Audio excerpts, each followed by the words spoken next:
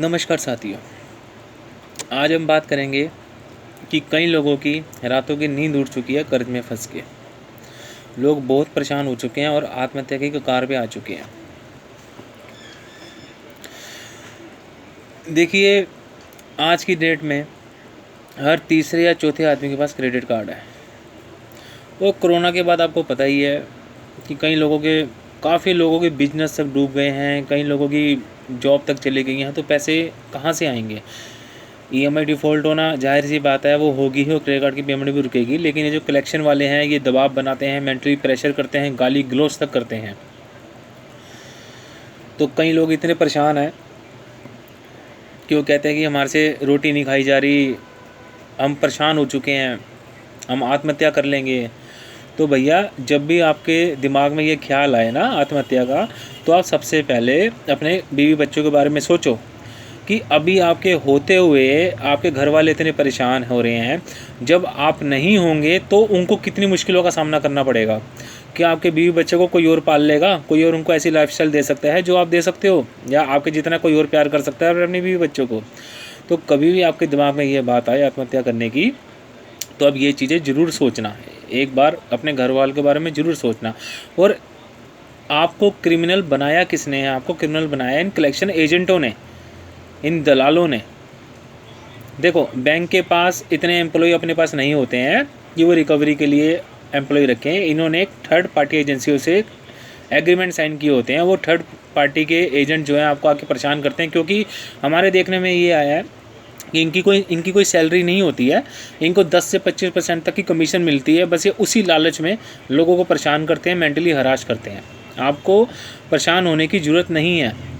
देखो, हम पहले भी बता चुके हैं, अगर आपके पास पैसा है तो इनका पैसा दे दो, नहीं तो आपकी फाइनेंशियल डेट कर देंगे, आपका सिविल ख़राब कर देंगे और आगे से आपको फ्यूचर में कोई भी कंपनी आपको लोन, अनसिक्योर लोन नहीं देगी।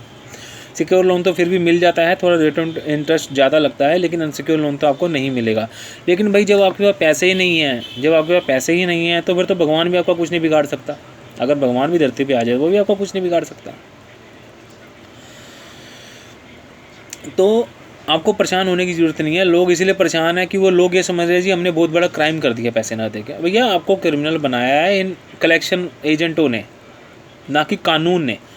कानून ने आपको क्रिमिनल नहीं घोषित किया, ना ही आप कानून के नज़र में क्रिमिनल हो। ये नहीं है कि आपने लोन की ईएमआई पे नहीं करी या क्रेडिट कार्ड की ईएमआई पे नहीं करी तो आपके राइट्स खत्म हो गए। आपके पास फुल राइट्स हैं। आपको कोई जोर ज़बरदस्ती, कोई आपको मेंटली हरास नहीं कर सकता, कोई आपकी सामाजिक प्रतिष्ठा खराब नहीं कर सकता, आपके रिश्तेदारों को बोल नहीं सकता, आपके आस पड़ोस में नहीं बता सकता। अगर कोई भी ऐसा करता है, आप इनकी कंप्लेंट कीजिए।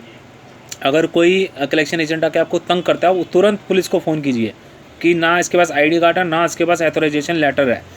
वो तुरंत भागेगा वहाँ से, तुरंत भागेगा। इनकी कोई औकात नहीं होती है दलालों की, ये सिर्फ कमीशन पे चलते हैं। ये कोई बदमाश तो है नहीं है, ये भी तो हमारी तरह आम इंसान है, लेकिन ये सिर्फ लालच की वजह से करते हैं, और कोई ऐसी दिक्कत नहीं है। आपने ये देखा होगा कि जब ये लोग कार्ड देते हैं तो बोलते हैं जी ये लाइफ टाइम फ्री कार्ड है, विदाउट इंटरेस्ट कार्ड है। अरे भाई, एक बात बताओ, आज की डेट में अगर मरना भी हो ना, जहर भी खरीदना हो, वो भी फ्री नहीं मिलता। तो कार्ड कहाँ से, ये अपना पैसा कहाँ से फ्री दे देंगे आपको?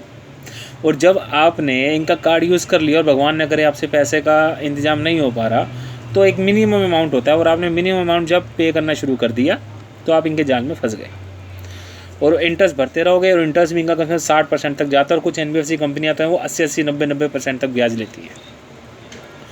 कोशिश कीजिए, अगर पैसे हैं तो पैसे दे दीजिए, अगर नहीं है तो प्रेशर में आके ऐसा कोई कदम ना उठाएं जिससे कि आपकी फैमिली को दिक्कत हो। ये आपका कुछ नहीं कर सकते हैं, सिर्फ आपको परेशान करते हैं। क्रिमिनल आपको इन्होंने बनाया, कानून के संविधान ने आपको क्रिमिनल नहीं बनाया। हद ये होता है, अगर आपने पर्सनल लोन वगैरह लिया होता है तो उसमें आपसे चेक लिए होते हैं, तो सेक्शन 138 में केस होता है, तो उसमें भी कोई दिक्कत नहीं, आप केस लड़ लो। लेकिन कानून का जो नोटिस होते हैं, जो कोर्ट से नोटिस होते हैं, संबंध होते हैं, उसकी अवमानना ना करें बस। अगर उसकी अवमानना करेंगे तो आपको 14 दिन की हिरासत में लिया जा सकता है, उससे ज़्यादा भी। केस लड़ो, कोई दिक्कत नहीं है, कुछ नहीं होता है, कोई प्रॉब्लम नहीं है। ऐसा कुछ नहीं कि जैसा आपको फांसी पे लटका देंगे अगर आपके पैसे नहीं, आपके कोई राइट्स खत्म नहीं हो जाते।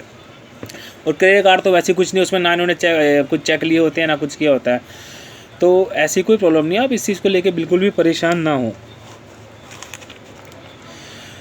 जब भी कार्ड की स्टेटमेंट बनती है तो आपको 50 दिन का टाइम दिया जाता है। उसके बाद अगर आपसे पेमेंट नहीं होती है तो फिर ये फाइनेंस चार्जेस लगाने शुरू कर देते हैं। अगर मान लो आपने 1 लाख का कार्ड यूज़ किया तो मिनिमम कर देंगे जी 5,000 दे दो या टोटल दे दो। अब टोटल नहीं होता, 5,000 दे देते हो, चलो भी कोई बात नहीं। लेकिन वो क्या होता है, नेक्स्ट स्टेटमेंट में क्या होता है, पैसे कम होते हैं क्या? नहीं होते। असल में क्या है कि बैंक अपना पैसा लेना ही नहीं चाहता, वो चाहता है कि कस्टमर मिनिमम ही दे, क्योंकि उनकी कमाई वहीं से है, मिनिमम से कमाई है, टोटल से उनकी कोई कमाई नहीं है। हमारे देखने में ये भी है कि आज की डेट में हर दूसरे तीसरे आदमी ने क्रेडिट कार्ड बनवा रखा है। हर दूसरे तीसरे आदमी के पास क्रेडिट कार्ड है। नहीं तो आज से एक बार बताओ, आपके बाप दादों के पास का क्रेडिट कार्ड होता था? किसी को ने सुना भी था कभी? तो क्रेडिट कार्ड बनवाना अपनी कब्र खुद खोदना है। कई लोगों ने 15-15 कब्रें तक खोदी हुई हैं अपनी। तो थोड़ा सा संभल के चलें। और अगर ऐसा कुछ हो गया है, फाइनेंशियल प्रॉब्लम आ गई, तो भैया वो क्राइम की श्रेणी में नहीं है। किसी पुलिस थाने में कहीं भी आपके नाम पे कोई कंप्लेंट नहीं हो सकती है। आपको क्रिमिनल सिर्फ ये कलेक्शन वाले बनाते हैं और कुछ नहीं। 95% तक ये फेक नोटिस भेजते हैं, 95% तक। अगर ऐसा कोई नोटिस चेक भी करना तो ई कोर्ट की ऑनलाइन साइट है, ऐप डाउनलोड कर लो, नहीं तो ऐप के अंदर जाके जो नोटिस का नंबर है उसे चेक कर लो। अगर आपके पास जेन्युइनली केस हुआ होगा तो उसमें आ जाएगा। 95% तक फेक है, क्योंकि इनको पता है अगर कोर्ट में केस चलेगा तो 25-30 साल 40 साल तक केस वो चलते रहते हैं। तो किससे पैसे लेंगे? तब तक वो बंदा हरिद्वार चला जाएगा। तो इसलिए ये कलेक्शन वाले आपके पीछे लगाते हैं कि भैया जो आ रहा है वो ले लो, सेटलमेंट करके उसको लेके ख़त्म करो। इसलिए ये उस नहीं तो ऐसे तो अगर आप इनसे 10,000 रुपये भी लेते हैं ना, उन कंपनी के पास राइट्स है कि अगर आपके ऊपर केस कर सकती है वो, लेकिन वो करते नहीं है। सिर्फ इन्हीं चीज़ों से बचने के लिए, कोर्ट कचहरी की चीज़ों से बचने के लिए वो आपके ऊपर केस नहीं करते हैं। तो इसलिए इन चीज़ों से परेशान होके, कलेक्शन एजेंट से परेशान होके, दबाव में आके आप अपना जीवन ख़राब मत करो भैया। जीवन बड़ी मुश्किल से मिलता है। आत्महत्या करने का जब भी आपको ऐसा लगे तो आप एक बार अपने घर वालों के बारे में सोचो। इन चवन्नी छापों के चक्कर में आप अपना जीवन खराब ना करें। ये कलेक्शन एजेंट यही है, ये दलाल ही हैं और कुछ नहीं है। सिर्फ आपको धमकियाँ दे सकते हैं, गालियाँ दे सकते हैं। ज़्यादा दिक्कत करते हैं आप कंप्लेंट कर दो, 100 नंबर पे फ़ोन कर दो। ज़्यादा आपको परेशान करता है तो पहली बात तो घर पे आके तो परेशान करते नहीं, ज़्यादा करते हैं फ़ोन पे गाली गलौज करते हैं। कंप्लेंट कर दो, कोई दिक्कत नहीं, इस नंबर पे मेरे को गाली गलौज हो रही है। और बैंक में मेल डालो। अगर आपको कोई ऐसी दिक्कत आती है मेल डालने में, कुछ अगर आपको चाहिए, मेल आईडी चाहिए, कुछ चाहिए, वो हम आपको प्रोवाइड करा देंगे। आप हमारे व्हाट्सएप नंबर पे बताओ कौन से बैंक की आपको मेल आईडी चाहिए, वो भी हम आपको प्रोवाइड करवा के देंगे। जहां आपको कंप्लेंट करनी है, नहीं हो रही तो हमसे व्हाट्सएप पे मैसेज करो, आपको सारा प्रोसीजर बता देंगे। हमारी सेवा निःशुल्क है, तो आपको परेशान होने की ज़रूरत नहीं है। इस चीज़ को लेकर आप बिल्कुल भी परेशान ना हो। और कोई भी आपको दिक्कत आती है इन चीज़ों से लेकर तो आप हमसे संपर्क कर सकते हैं व्हाट्सएप पे, कोई दिक्कत नहीं है, हम आपकी पूरी सहायता करेंगे। धन्यवाद।